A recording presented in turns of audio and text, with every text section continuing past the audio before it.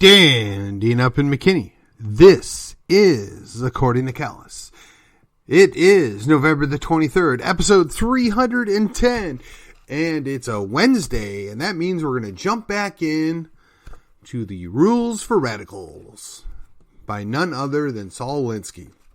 And I've decided, rather than do a standard report of what's in here or spending time going over the details, I am just going to pick out some excerpts.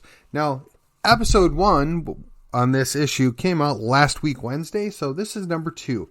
So I'm scooting forth, and honestly, I don't remember exactly what I all put in last week's episode. I'm just trying to keep it fresh, and I find that if I have a little fun while doing this, it kind of carries over into the presentation. So some of the chapters are of particular interest to me. Let me go through those real quick here. Of means and ends, a word about words, the education of an organizer, communication, in the beginning, tactics, the genesis of a tactic proxy, and the way ahead. Now, under the chapter, the tactic proxy, is a description of what is basically happening now. So, I will take some time to elaborate just a little bit of what is going on. So, Mr. Alinsky had indicated that if they could get control of corporate boards, they could control the corporations and what they do. Now, they weren't able to buy enough shares. However, they infested investment banks, investment organizations. And those investment organizations control whole funds of money, particularly retirement funds and such, and they buy and control stocks in other companies. So, you know, Arabella and BlackRock and some of these other things, they come in and they start dictating. This is the whole ESG thing as it's playing out, right? The environmental, social, and governance package, right? This is the way they are warping reality. You wonder why all the corporations got on board with all the crazy that's happened in the last few years. It's because of this. They're controlled by a few corporate conglomerate investment arms, which are controlled by people that aren't really worried about making money. They're not really worried about what's best for the company. They're worried about outcomes. And what kind of outcomes do they desire? It's control. It's manipulation. And he outlines it under the genesis of the tactic proxy. And I'm fairly certain I covered this at some length. But what I want to go back to is tactics. And talked about they would go and eat a bunch of beans before they would go into meetings. You know what the outcome of that is. And I mean, you can get disgusted, you can get upset, and it disrupts it, but there's very little you can do about it for a natural thing, right? But it disrupts things. It causes problems. Now, I wouldn't necessarily think that we're at the point that we have to go into doing that, but it's interesting to see that even he acknowledges that it's not exactly something I'm thrilled about, but it's effective. It works. And honestly, the outcome is what matters. So here we go. We're going to go jump in under the in the beginning. In this chapter, it's talking about how to, the organization, how things come about. And this is page 123. I'm going to read this little excerpt. It's difficult for people to believe that you really respect their dignity. After all, they know very few people, including their own neighbors, who do. But it is equally difficult for you to surrender that little image of God created in our own likeness, which lurks in all of us and tells us that we secretly believe we know what's best for the people. That's a scary thought because almost everybody in office feels that way. A successful organizer has learned emotionally as well as intellectually to respect the dignity of the people with which he's working. Thus, an effective organizational experience is much an educational process for the organizer as it is for the people with whom he is working. They must both learn to respect the dignity of the individual, and they both must learn that in the last analysis, this is the basic purpose of organization. For participation is the heartbeat of the democratic way. Now imagine here he's talking about a different form of participation. I mean, we struggle with that to this day. We can't get our own people that say they believe freedom. They say they believe in liberty. They say they want good conservatives. They say they believe the Republican Party is going to do that for them. But they're not motivated. They're not effective. They're not participating at a level that they should. Now, we can beat up the people all day long, but what there needs to be an understanding. This is a failure of leadership. It's a failure of the individual candidates, a failure of the leadership to listen and participate and learn from the people that are on their team, the people that want to support them. Now, I've outlined this in basically why I think HD 70 went to the Democrats, because the Republican who won the primary really didn't make a good attempt at making peace, really wasn't interested in getting their help after they blew them all off. Now, I agree, from the outside looking in, kind of both sides were rude to each other, both sides were mean, but if you're the candidate, you have to sell yourself, first and foremost, to your front line, the people that are supposed to be on your team and leading the charge. And if you can't bring them on board, that's the problem. You're not selling the right thing, or you're not saying the right thing, or really you're not doing the right thing. Now, you could maybe get a few organizers, throw them in there and get people excited, but when you fail to deliver time and time again, and they look at you as being more of the same, or worse yet, worse than what we already have, is it any wonder why they're not excited, why they're not motivated? When we look at how they recreated several of the House districts, it goes in line with this, is they realize that they're not up to the task or not interested to being respectful in treating people with dignity. They just expect that we, the people, are going to continue to support them and work for them because they have an R after their name, because they feel like they're entitled to win re-election. They feel like we work for them. They seem to forget that even the organizer understands that he's nothing, or she is nothing, if he doesn't have the group, and the group's not effective. But apparently our candidates that are now our elected officials tend to forget that. It's interesting, isn't it? This guy here, Saul Alinsky, who was no angel, but he understood what it took to win. He understood how to get things done, and it would be useful if, at the very least, our people were familiar with this and employed some of these tactics. Again, it's not going to solve everything. And again, some of this is about manipulation, but really what it's about is building a team and using that team to push back against oppression, what they term oppression. We may disagree on what the oppression is, but it was effective. It was a tactic. And here we go here. We learned that when we respect the dignity of the people, that they cannot be denied their elementary right to participate fully in the solutions of their own problems. Self-respect only arises out of the people who play an active role in solving their own crises and who are not helpless, passive, and puppet-like recipients of private or public services. To give people help while denying them a significant part in their action contributes nothing to the development of the individual. In the deepest sense, it is not giving, but taking their dignity. Denial of the opportunity for participation is the denial of human dignity, and he says democracy, and it will not work. So interesting. This guy, 60-some years ago, clearly saw that when you just keep doing stuff for people, whether it's private or government, it doesn't matter. You're taking away the ability for people to function. Now, there is a philosophy of those in government that they want a bunch of helpless little cows or sheep, people that can be milked and sheared every 2 to 4 years and just do what they're told and not question anything and be good little subservient animals. this guy here is teaching the exact opposite. You have to show people that there is a way to improve their situation. And the way you improve your situation is to be active, be involved, be directly involved in improving that situation, whatever it may be. Push back.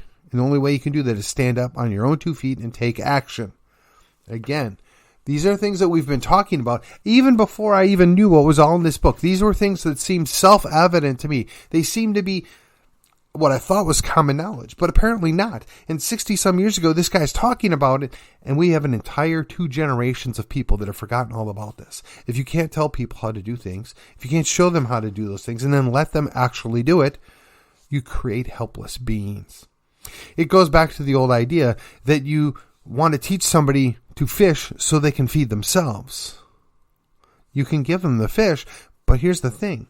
Much like the pigs that they trap by feeding them and feeding them and feeding them, and then all the while they're building that wall around them until they're trapped. It's the same thing. And people fail to see that. And it doesn't matter if they have an R or a D after their name. If they're doing the same things to us, we need to be cognizant of it. We need to be aware of it. We need to push back on it. We need to resist.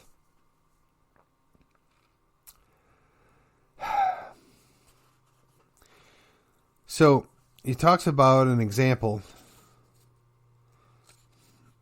of having to do with sewing machines in Mexico, and how the government of Mexico gifted their sewing machines back, but within a short period of time, all the sewing machines were back in the government-owned pawn shops.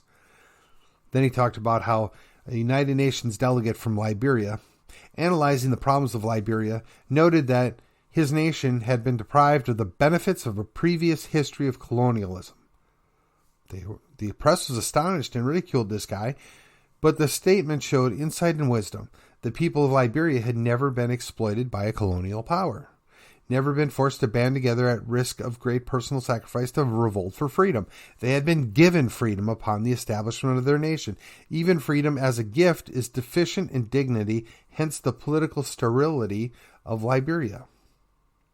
Interesting, isn't it? Finley Peter Dunn, as Mr. Dooley put it, don't ask for rights, take them. I'm just going to Americanize this.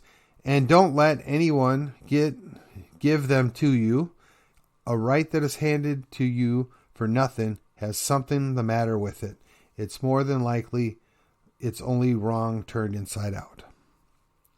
Yet we have given people something for nothing for so long that they no longer respect themselves. And we wonder why we're in the situation that we're in. That's what we're dealing with. We've got multiple generations that have gone through the government schools and been programmed to expect to be given certain things, and they can't function if they're not given things. And then we as older people, well, yeah, that's me now, I'm the middle-aged man, we look back and we're like, you do understand if you'll just work for things, you can get those same sort of things. In fact, you might be in a better situation, but they don't know. They don't understand it. And they act offended if you demand them that because they haven't actually seen it play out, because there's been 2 generations of separation. We need to lead by example. We need to show them how it is done, and we're not doing a good job of it. So again, that comes back on us. So that comes down is, how do you overcome this? How do you fix this? Now, Alinsky's talking about, as an organizer, you can bring this around. It's an educational mechanism. You show and you demonstrate how this can be done, and you teach people how to do that for themselves. And each issue leads to enlarging an overlapping area of interest. And he says competent organizers should be sensitive to these opportunities. Without this learning process, the building of an organization becomes simply the substitution of one power group for another. So it seems interesting to me. It's interesting in the sense that people are happy to turn over a certain segment of their control in their life if they believe the person they're turning it over to, quote unquote, has the best interests of their interests in mind, that they're on the same page. But the reality is that never works out well long term. Look what they've done to our children. Look what's going on to people's grandchildren. I mean, the things that are going on in the school districts right now, I would imagine even Saul Alinsky would be embarrassed by it. He would not go along with this stuff. But again, this is what we're dealing with. So, I guess there's a couple more excerpts out of this I'm going to just catch for tonight. And I'm going to wrap up my final thoughts and some takeaways, I think, next week, Wednesday. The idea being that if we're not willing to learn from our adversaries, if we're not willing to take what they're doing and turn it to our good, if you will, what good is it? What are we learning? Okay. Let's see here. I should have put some highlights in this, but I left this book as clean as I could so I could give it to somebody else. All right. He talks about self-interest, and this is under the word about words. I don't think I touched base on this. So we're gonna delve into this, and there's some interesting takeaways. Self-interest, like power, wears a black shroud of negativism and suspicion. To many, the synonym for self-interest is selfishness. The word associated with a repugnant conglomeration of vices such as narrowness, self-seeking, self-centeredness, and everything that is the opposite to the virtues of altruism and selflessness. This common definition is contrary, of course, to our everyday experiences, as well as the observations of all great students of politics and life. The myth of altruism as a motivating factor in our behavior could arise and survive only in a society bundled in the sterile gauze of New England Puritanism and Protestant morality and tied together with the ribbons of Madison Avenue public relations. It is one of the classic American fairy tales. So I got to say, that is a very powerful paragraph. And what's interesting is it's almost congruent with something that Ayn Rand had said. People that talk about altruism are usually lying. And the only reason they can get away with this is because people believe it's a good thing. And the way they believe it is because of the New England Puritanism that he's talking about. The Protestant morality, right? There's this certain morality that we expect. And that used to be sold on Madison Avenue. It's not anymore. In fact, immorality is openly sold on Madison Avenue now. But at this time that he's doing this, which would be the mid to late 60s, which is about the same time, well, I shouldn't say, it's shortly after, if you will, when Rand's novel, Atlas Shrugged, came out, and they were both kind of destroying from two different angles the myth of altruism. There is a bad actor involved in this. It's a false sale. They believe that you can do this. Now, under the guise of Christianity and in the perfect world, this is the application of greater love has no man than he that would give a life for his friend. But we're not in that situation. And the Christian morality, while it would be ideal, isn't plausible or possible in a pluralistic society and those that don't subscribe to the same beliefs, unless you want to continue to sacrifice yourself for no gain. You have to provide and take care of your family. You have to look out for your community. You can't do that if you're not getting paid for what you do. That's the underlying issue. That is my takeaway. What does that mean to you? That means that you cannot and you should not be pushed around and sold this false bill of goods, that you should always be giving away stuff. You should always be sacrificing yourself. Now, I give sacrificially of my time and my efforts to my family and to my close friends, and on occasion to an issue or a movement that I care about or agree with strongly. And to me, that I'm doing it because I think it's best for myself, my family, my community, or in this case, Texas. But to continuously sell this to a group of people that know no benefit from it and will never see said benefit, and quite frankly, are being sold this false bill of goods. So he then goes further on about a page or two later and says, Machiavelli makes a mortal mistake when he rules out the moral factors of politics and holds purely to self-interest as he defines it. This mistake can only be accounted for on the basis that Machiavelli's experience as an active politician was not too great, for otherwise he would have not overlooked the obvious fluidity of every man's self-interest. In other words, just because it's in your self-interest today doesn't mean that it will be in your self-interest tomorrow, or you may choose to change what you think is better for you. So the overall case of this larger dimension than that of self-interest, narrowly defined, it must be a large enough to include and provide for the shifting dimensions of self-interest. You may appeal to one self-interest to get me into the battlefront to fight, but once I am there, my prime self-interest becomes to stay alive. And if we are victorious, my self-interest may, and usually does, dictate entirely unexpected goals rather than those I had before the war. So this is interesting now. For example, the United States in World War II fervently allied with Russia against Germany and Japan and Italy, and shortly after the victory, fervently allied with its former enemies, Germany, Japan, and Italy, against its former ally, the USSR. These dramatic shifts in self-interest can be rationalized only under huge limitless umbrella of general moral principles such as liberty, justice, freedom, law higher than man-made law, and so on. Morality, so-called, becomes a continuing as the self-interests shift. So in other words, they're going to sell you whatever they need to sell you in order to get you to buy in. Where have we seen this before? This is still going on today. Cue the invasion of Iraq 1, the invasion of Iraq 2, cue going into Afghanistan, getting involved in Ukraine, getting involved in Formosa, aka Taiwan. Why? Why are we doing this? Why are we sacrificing ourselves? I have no compunction if you individually want to go there and help. I have no issue if we want to sell them arms so they can protect themselves. But I see no vast benefit by sending the next generation of young men to go die on foreign soil for a foreign country when we can't even protect our own. And if you don't believe we can't protect our own, you need not look any further than our southern border that we continuously ignore. So we do that at our own peril. We cannot continue to go along with this and pretend that it's in our self-interests. And that's the takeaway today. If you haven't picked up this book, you should. Rules for Radicals, the pragmatic primer for realistic radicals, Saul Alinsky. It's cheap. It's readily available. Better to understand your enemies, real or imagined. And you can see a lot of this stuff play out even today.